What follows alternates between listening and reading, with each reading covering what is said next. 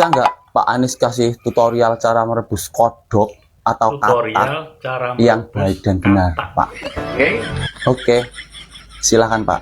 Katak itu dimasukkan ke panci yang airnya dingin. Iya. Terus? Kemudian pancinya taruh di kompor, nyalakan kompornya pelan-pelan. Jadi cara nyalain kompornya harus pelan-pelan gitu ya Pak? Terus Pak? Air di situ asalnya dingin, lama-lama menjadi panas, lama-lama mendidih, dan katak itu akan mati dalam mendidihnya air. Gitu ya Pak? Kok aku jadi ketika lihat kataknya ya? Itu sama aja membunuh secara pelan-pelan. Sadis. Lah terus kalau misalkan katak itu dilempar ke air yang panas, gimana Pak? Kalau katak dilemparkan ke panci yang airnya mendidih, dia langsung lompat. Oh, gitu ya Pak? Baru tahu aku Pak, cara membunuh katak yang baik dan benar. Makasih ya infonya Pak.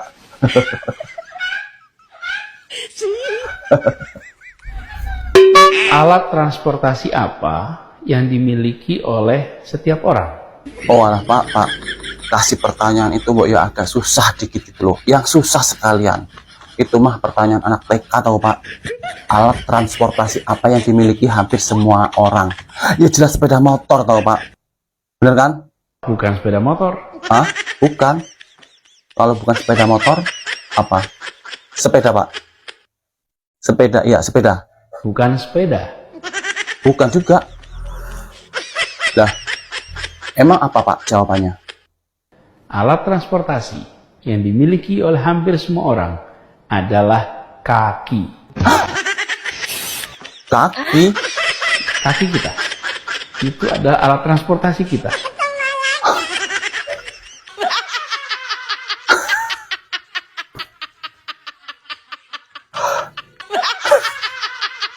Sorry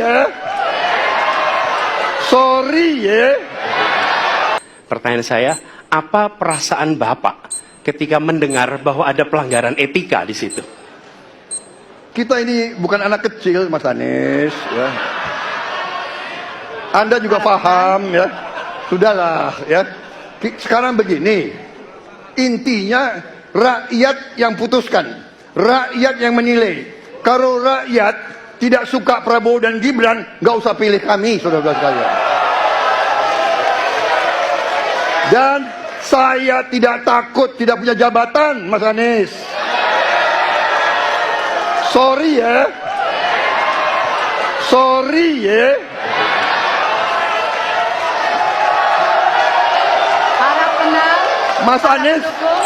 Mas Anies, saya tidak punya apa-apa. Saya sudah siap mati untuk negara ini. Tanggal 14 Februari, hari apa? Hari Rabu. Hari apa? Hari Rabu. Keras, hari apa? Perasaan udah kenceng. Kurang kenceng ya Pak? Hari Rabu. Hari perubahan.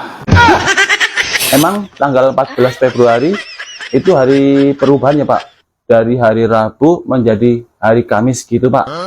Atau gimana ya Pak? Kurang paham saya. 14 Februari menjadi hari perubahan Indonesia. Oh, maksudnya berubah jadi presiden gitu ya Pak? Jika Bapak menang. Lah kalau kalah, berubah jadi apa Pak? Pak.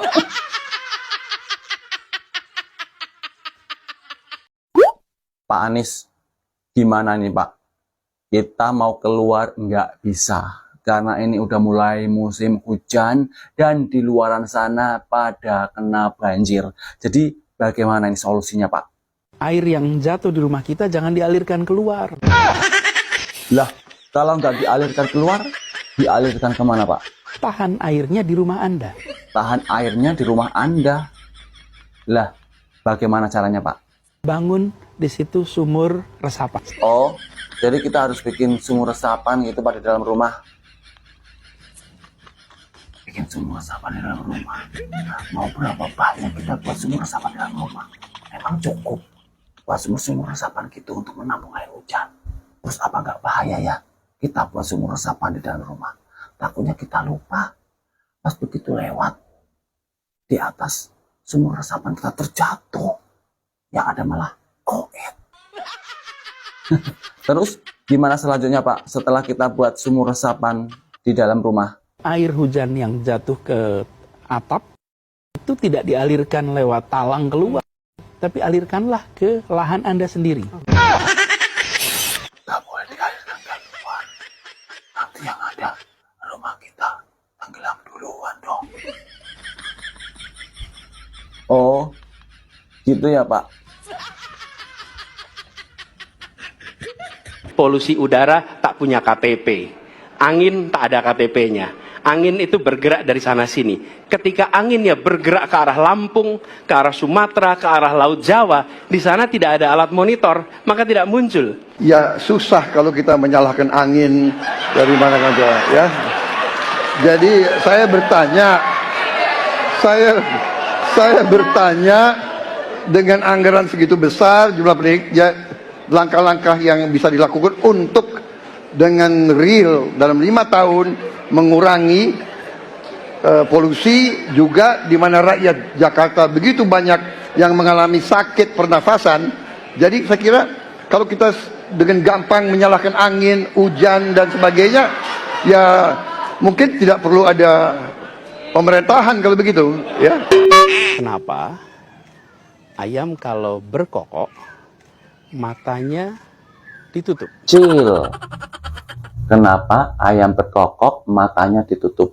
Belekan. Iya, matanya belekan Pak. Jadi dia ditutup. Bener kan? Bukan. Bukan ya Pak? Oh, mungkin masih ngantuk karena semalam begadang. Pasti benar. Bukan. Bukan juga. Apa ya Pak? Kenapa ayam berkokok matanya ditutup? Aku tahu nih jawabannya. Karena minder lihat ketampanan Pak Anies. Gimana Pak? Karena ayam sudah hafal teksnya. Karena udah hafal teksnya.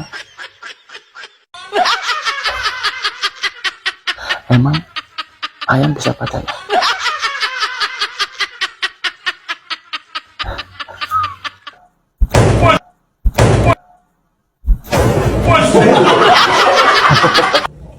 Sarung itu dipakai buat apa aja? Oh, jadi luar biasa sekali ya kalau sarung. Jadi zaman kita di pesantren, paling tidak sarung ini punya 3 fungsi. Jadi yang pertama itu buat sarungan. Cara pakai sarung betul gimana? Ya, jadi cara memakai sarung ya, nih seperti ini. Nah, jadi kepiawaian seorang santri itu dilihat dari cara dia memakai sarung. Jadi semakin bagus, semakin rapi, ya semakin kuat. Nah, karena memakai sarung ini ya memang harus kuat biar gak melorot. Coba ya.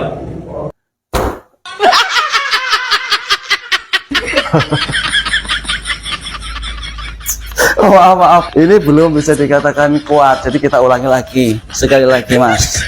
Oke. Jadi tadi kurang kuat, jadi kita ulangi lagi. Oke. Ya, nih. Nah, seperti ini ya cara memakai sarung yang benar dan kuat, rapi lagi. Yuk, lagi. Kuat kan? Nah, jadi boleh dikatakan lulus ya. Oke. Jadi Mas Anies, fungsi sarung yang kedua itu buat selimut atau buat tidur. Nah, jadi biasanya saya kalau tidur itu selalu menggunakan sarung. Karena apa? Kalau kita menggunakan sarung itu rasanya itu isis dan leluasa. Dan istri kita juga senang kalau kita tidurnya cuma menggunakan sarung. Nah, jadi biasanya saya kalau tidur itu selalu menggunakan sarung. Begitu Mas Anies ya. Nah, terus fungsi sarung yang ketiga itu buat nyelepet ya, nih seperti ini Mas Anies. Nah, jadi biasanya di pesantren itu anak santri yang males, yang lesu atau yang lalai gitu biasanya kita gunain sarung untuk nyelepet gitu loh. Yuk kita coba sarung ini buat nyelepet.